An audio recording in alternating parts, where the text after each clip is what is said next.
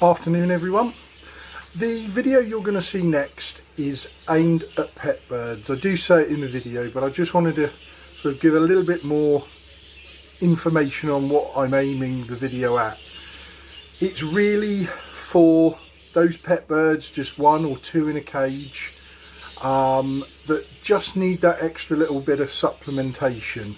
The same mix can be altered and arranged or used for breeding pairs. You might just substitute Avimix for Nutribol, which is higher in calcium and vitamin D3, which we talk about. You can add other items. I have got videos on my YouTube channel that cover breeding mixes, and I am looking at updating it to what I'm using this year. There are a few changes. I don't do these changes lightly either. They do come with having conversations with Dr. Kevin Eatwell, who is a leading avian expert. So, you know, I'm not just giving you this information without some sort of background, but he's still doing his research. There's so little research into budgies that, you know, we're still guessing really, but we are slowly getting there with his research, and I for one really do have a lot to thank him for. He's been a great support in problems I've had over the years. So we'll go into the video, we'll post it up, and anybody who wants to ask questions, you know, just tap away and we'll see if we can get them answered. Thanks very much.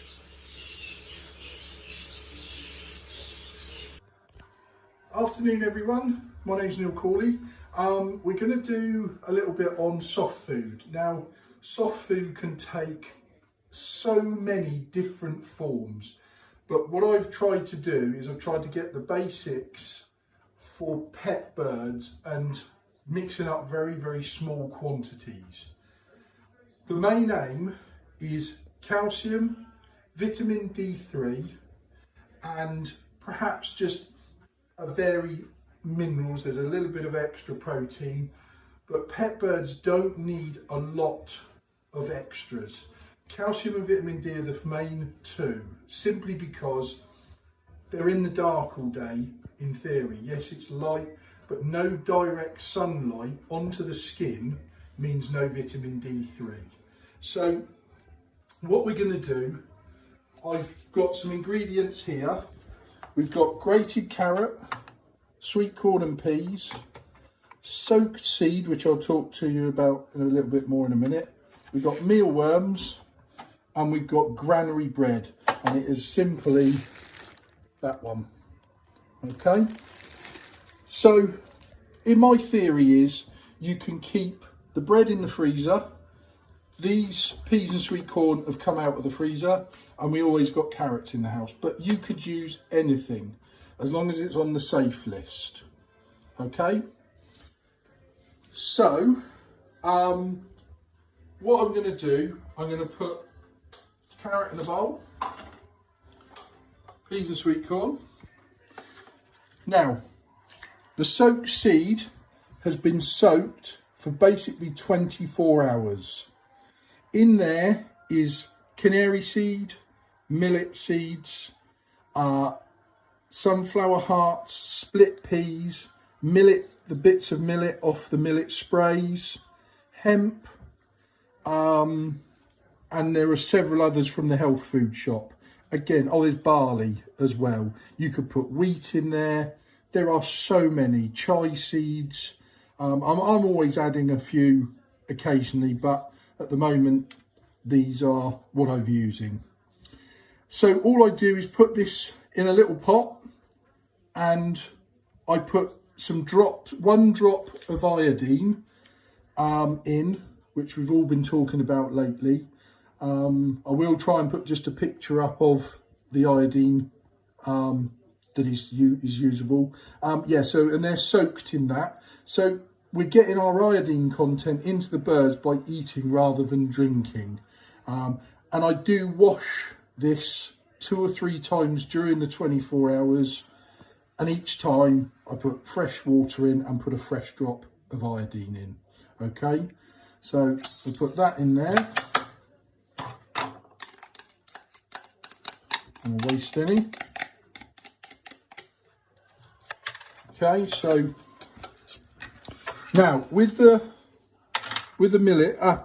mealworms, what I'm going to do is I'm going to crush up a few so the powder sticks to the wetness of the veg and everything, and then I'm going to just put a few whole ones in. Give that a bit of a stir round. Okay, now what I've got here is just an extra. I've used it for a long time. It's called Top S, and it is a pre-probiotic just to help the stomach. Some say they don't work, some say they do. I've never had any problems. I've always seen my birds healthy since I've been using it.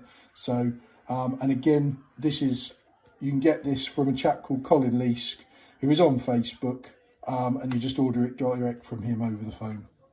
So we're going to put a tiny little bit. It really doesn't need much. Just literally a sprinkle. And again, I'm putting it on the wet items so it sticks.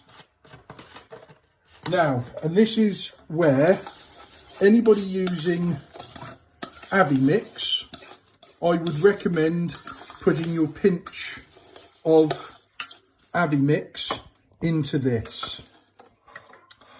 Simply, again, because it will stick to it. Your birds are more than likely to pick up the vegetables and the seeds first.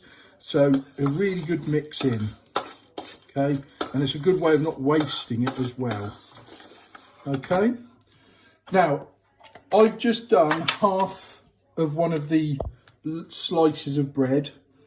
You might need more. You might find you want to go a little bit smaller, but that's going to go in as our sort of binding agent, if you want, just to give it a bit of body.